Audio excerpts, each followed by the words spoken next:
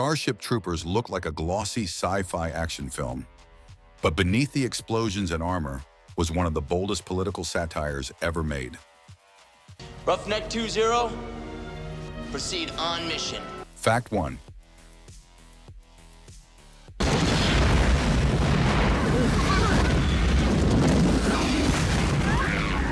Director Paul Verhoeven never wanted to make a traditional war film. He saw Robert Heinlein's novel as dangerous propaganda and turned it inside out. Instead of glorifying the military, he used the movie to mock fascism. The smiling soldiers, shiny uniforms, and propaganda ads were all deliberate satire. Verhoeven said, "If you think the heroes are cool, you miss the joke." Many critics didn't get it. They thought it was sincere. Audiences expecting Independence Day 2 were stunned by its brutality. The irony went over people's heads in 1997, but became genius in retrospect. Every perfect jawline and slogan was a warning about blind patriotism. Even the casting of beautiful young actors was part of the message. The director wanted viewers to question why they were cheering. Few films dared to play it that dangerously. And when Verhoeven brought his Dutch irreverence to Hollywood, chaos followed. Because satire that looks like sincerity can fool everyone, even the studio. Fact 2. We're gonna die! Don't you understand? We're all gonna die! TriStar Pictures believed they were financing the next big sci-fi franchise. Executives imagined toys, video games, and sequels. They didn't realize Verhoeven was quietly dismantling the very idea of militaristic heroism. The first script read like a patriotic adventure, and they approved it quickly. Only after shooting began did they notice the propaganda commercials. The fake newsreels looked too real for comfort. Some producers begged Verhoeven to tone it down. He refused. He told them, if they cheer at fascism, that's their problem. The satire stayed, sharper than ever. By then, it was too late to change direction. The result was a film that confused audiences and infuriated executives. When it premiered, people argued whether it was right-wing or left-wing. The truth, it was a mirror reflecting both. That misunderstanding would haunt the movie for years, and the confusion only deepened once the actors realized what kind of film they were really in. Fact 3. All right. Spread out! Fire teams! You locate a bug hole, nuke it. Most of the young cast treated it like a straightforward action movie. Casper Van Dien trained like a Marine and delivered his lines with patriotic sincerity. Denise Richards and Dina Meyer thought they were making a love triangle adventure. Verhoeven never told them it was satire. He wanted genuine earnestness. Their perfect, over-the-top performances became part of the joke. Critics later called them soap opera soldiers, which was exactly the point. The director said, "They act like fascists because they don't know they are." Only Neil Patrick Harris suspected something deeper. His cold, Nazi-style uniform gave away the film's message. When the cast finally saw the finished movie, they were shocked by the tone. Some felt betrayed, others amused. Van Dien said, "I didn't realize I was the villain." The natural sincerity made the satire more effective. It blurred the line between parody and propaganda. And that confusion kept growing once the special effects team stepped in with monsters that felt too real for comfort. Fact 4.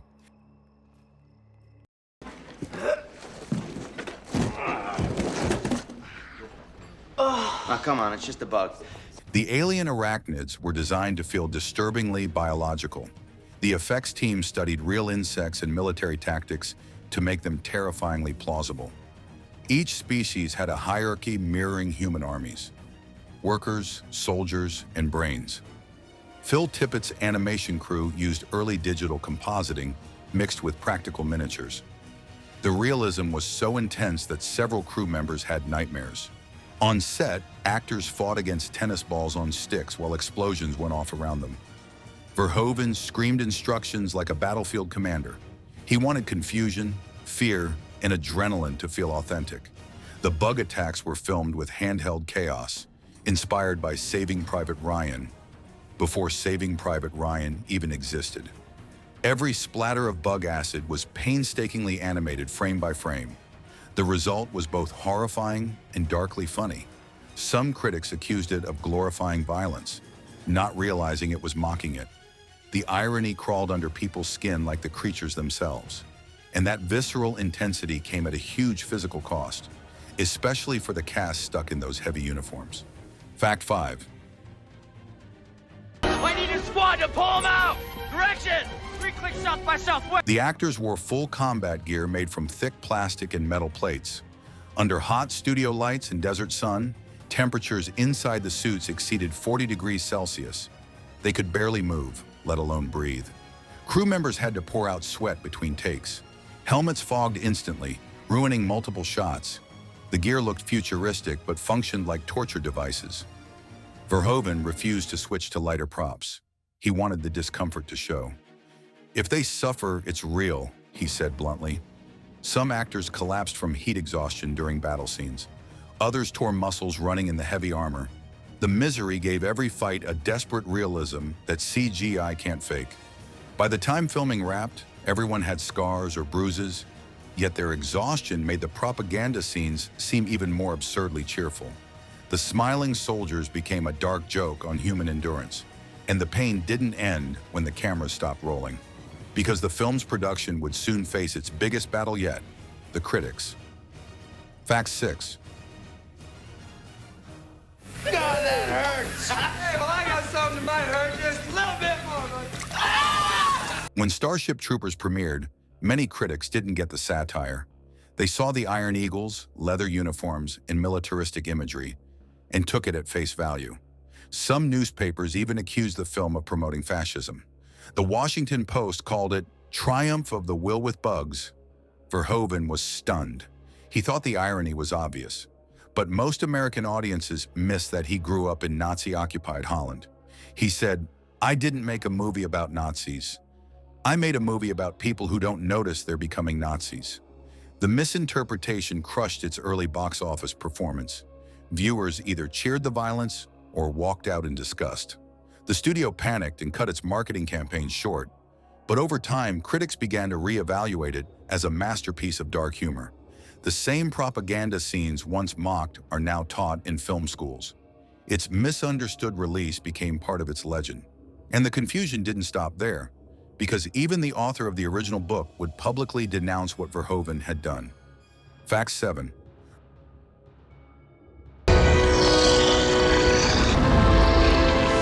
One day, someone like me is gonna kill you and your whole fucking race. Robert A. Heinlein's 1959 novel, Starship Troopers, was pro-military, patriotic, and conservative.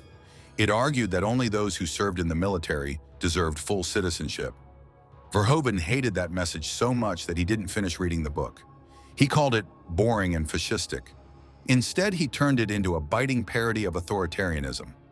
The film's Federation is shiny, efficient, and terrifyingly seductive. Verhoeven imagined a world where fascism wins, and everyone's happy about it. Heinlein's fans were furious, calling it a betrayal of his legacy. Scholars still debate whether the movie is satire or subversion. Verhoeven didn't care. He said, "I made my own Starship Troopers." Even co-writer Ed Neumeyer admitted that half the audience would never get the joke. The author's estate avoided commenting, likely to escape controversy. The irony? Heinlein's militarism helped inspire the look of modern sci-fi armor. The same armor Verhoeven used to mock it. The war of ideas became just as fierce as the war on screen. But while the satire divided critics, the production itself nearly fell apart, starting with the cast. Fact 8.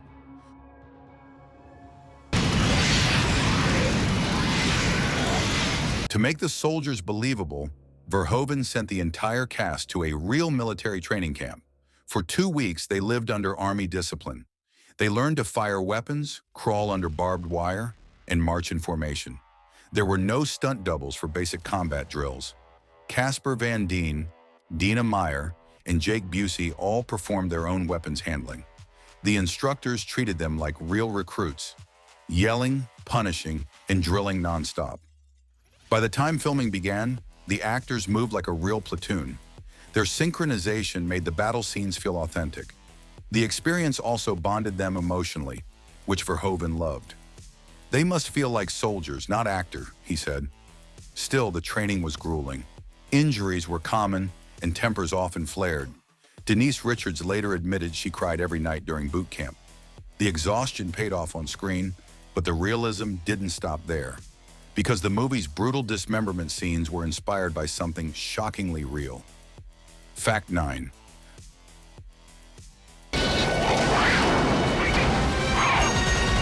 Verhoeven wanted the combat to look horrifying, not heroic. To achieve that, he studied real wartime documentaries and newsreels. He analyzed slow-motion shots of explosions and body trauma from Vietnam. The film's squibs and prosthetics were modeled on actual battlefield injuries. The result was some of the most graphic violence ever in a mainstream film. Critics called it excessive. Verhoeven called it truthful. He said, "War isn't heroic, it's absurd." Every gush of blood was both grotesque and ridiculous. The tone confused audiences who expected a clean sci-fi adventure. Instead, they got a horror film disguised as propaganda. The gruesome realism shocked test viewers, but Verhoeven refused to tone it down, insisting that the violence was the point. He wanted viewers to question why they were cheering. It was his way of turning the audience into participants, and that experiment went far beyond the action. It extended into the fake commercials that became the film's signature. Fact 10.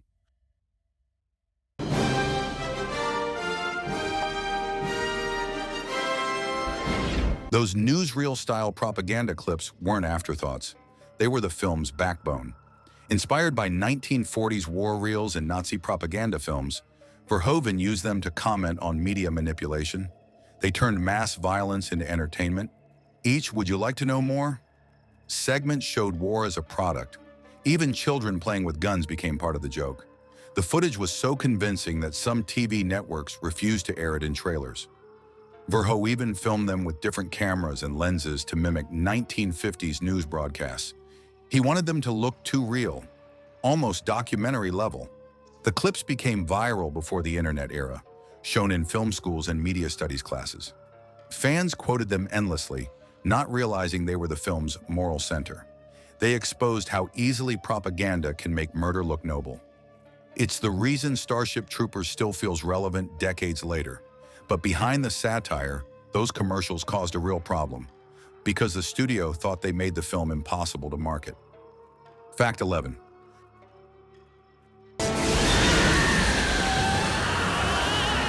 TriStar Pictures expected a patriotic blockbuster, not a biting political satire. When executives watched the first rough cut, they were horrified. "Who are we supposed to root for?" one producer reportedly asked. The studio's marketing team panicked. They couldn't sell irony. Trailers showed explosions, romance, and bugs, but none of the satire. They marketed it as a straightforward action movie. That misdirection alienated audiences expecting a heroic war film. When viewers saw fascist imagery and smiling soldiers, they thought it was serious. Verhoeven refused to clarify the message, saying, "If they don't see it, it's not my job to explain." The result was confusion, backlash, and poor ticket sales. Yet the misfire only amplified the film's reputation over time. What began as a PR nightmare became proof of how misunderstood art can outlast hype. The studio moved on to safer projects, embarrassed by its own creation. Meanwhile, Verhoeven called it his proudest Hollywood film, but the chaos of marketing wasn't the only thing that burned through money. The special effects budget nearly imploded the production. Fact 12.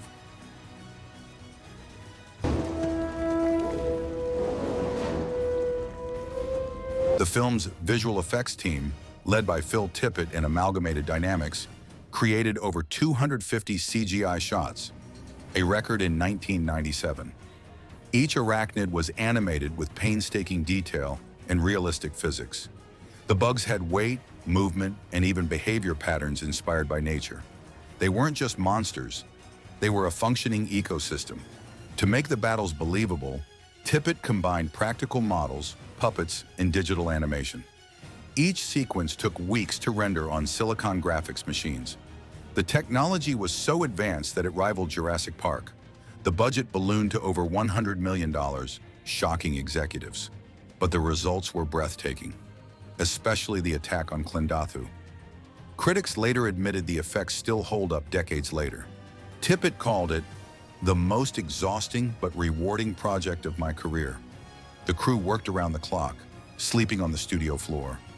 Every shot had to blend seamlessly with live-action footage. The dedication paid off, but the strain was brutal. And that pressure cooker atmosphere exploded one day on set, when Verhoeven lost his temper in spectacular fashion. Fact 13. Paul Verhoeven was famous for his perfectionism and explosive energy. On Starship Troopers, that intensity reached new levels. He screamed, cursed, and threw props when shots didn't go as planned. Actors said he directed like a drill sergeant in a war zone. If he wasn't yelling, something was wrong, joked Casper Van Dien.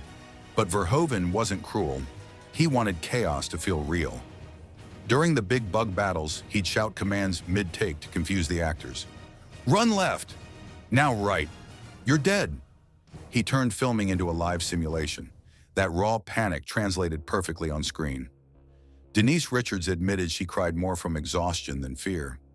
Yet when the scene worked, Verhoeven would hug the crew and laugh. His methods were brutal but effective. No one else could have captured that mix of terror and absurdity. The tension on set mirrored the film's tone. Beautiful chaos. And while he fought for authenticity, the costumes caused real injuries that made the actors' pain frighteningly real. Fact 14. The futuristic armor looked cool on screen, but was torture to wear. Made of fiberglass and metal, each suit weighed nearly 20 kilos. Under desert heat, it became an oven. The cast often filmed in temperatures exceeding 45 degrees Celsius. Some collapsed from dehydration. Denise Richards fainted twice during the training scenes. The helmets caused neck strain and bruises, while tight straps tore skin. Every actor carried scars by the end of filming. Verhoeven refused to lighten the costumes, insisting realism mattered more than comfort. If you're sweating, the audience will feel it, he said. The crew kept emergency medics on standby daily. Between takes, assistants poured water into helmets to cool the actors. The physical misery added authenticity, but it also left lasting resentment. Still, the shared suffering bonded the cast like real soldiers. They called it the hardest boot camp in space, and their endurance made the battle scenes unforgettable, especially one that still shocks viewers with its brutality. Fact 15. One of the film's most famous deaths, the brain bug feeding scene, was so disturbing that test audiences screamed. The special effects team built a massive animatronic creature filled with slime and pulsing veins. When it impaled a soldier's skull with a proboscis, the gore was shockingly realistic. Verhoeven encouraged the actors to react as if witnessing a ritual sacrifice. The result was both horrifying and strangely comical. Some critics accused the scene of crossing the line, but Verhoeven defended it as the moment when the propaganda collapses. The soldiers' cheers for revenge expose how dehumanized they've become. The creature wasn't the monster. They were. The MPARA nearly gave the movie an NC-17 rating for its violence. Cuts were made, but the tone stayed brutal. Even after edits, it remained one of the goriest studio films of the 90s. And if that scene felt unsettling, it was nothing compared to the cultural backlash that followed when the film finally hit theaters. Fact 16. When Starship Troopers premiered in 1997, most critics shredded it to pieces. They called it shallow, stupid, and fascist. Roger Ebert gave it 2 stars and said it had no soul, no humor, and no idea it was ironic. The irony, of course, was the point. Verhoeven laughed years later, saying, "They didn't get the joke, but they proved my thesis." Reviewers compared it to Nazi propaganda, not realizing it was parodying exactly that. Audiences were confused. Was it a war film, a comedy, or political commentary? TriStar had no answer. The movie underperformed, earning just over $121 million worldwide on a $105 million budget. It wasn't a flop, but not a hit either. Fans of Heinlein's novel were furious. Scholars dismissed it as empty spectacle. For months, Verhoeven's name was tied to controversy. But when the dust settled, a new generation of critics began to rewatch it and discovered it was decades ahead of its time. Because what once looked like fascism was actually a warning about the future we were heading toward. Fact 17. Verhoeven's fake commercials and news clips turned out to be eerily prophetic. 2 decades later, the rise of online propaganda made them feel disturbingly real. The exaggerated patriotism and media manipulation no longer looked like fiction. In 1997, the "Would you like to know more?" line was satire. Today, it feels like reality. Scholars call the film a mirror held up to democracy and decay. Even its militarized youth culture resembles modern recruitment campaigns. The idea of news as entertainment became mainstream, just as Verhoeven predicted. People now quote the movie in political discussions as if it were written yesterday. What once felt absurd has become chillingly familiar. The Federation's shiny fascism mirrors the modern obsession with order and spectacle. Verhoeven's humor disguised a serious warning that the fall of empathy begins with applause. Fans began to call the movie prophetic. The world had finally caught up to its message. But the film's relevance didn't save its creator from years of career fallout and misunderstanding.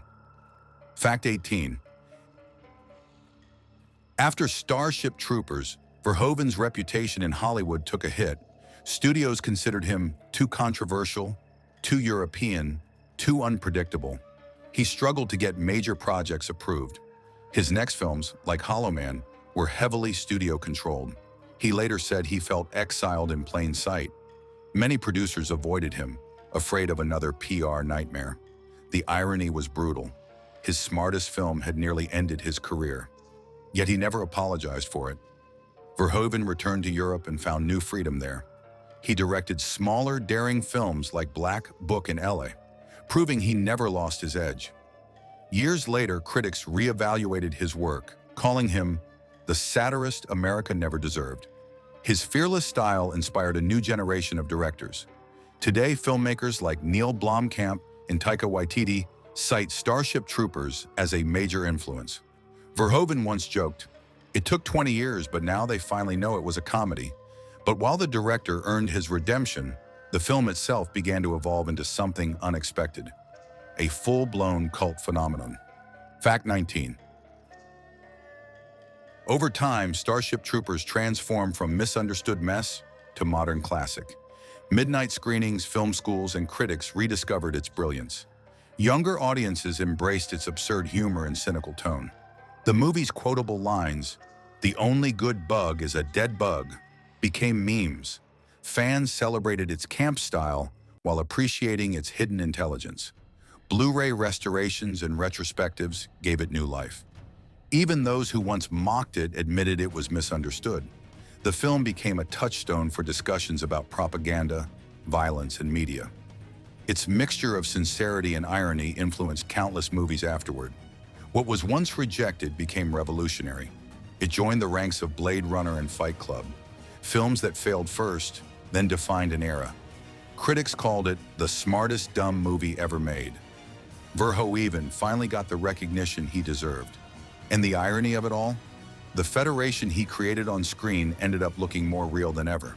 But beneath that irony lies the strangest twist of all, because this movie that mocked fascism nearly inspired one. Fact 20. In the years after its release, the imagery of Starship Troopers started showing up in real military propaganda. Recruitment ads echoed its tone, uniforms, and language. The film's satire became a visual template, used unironically.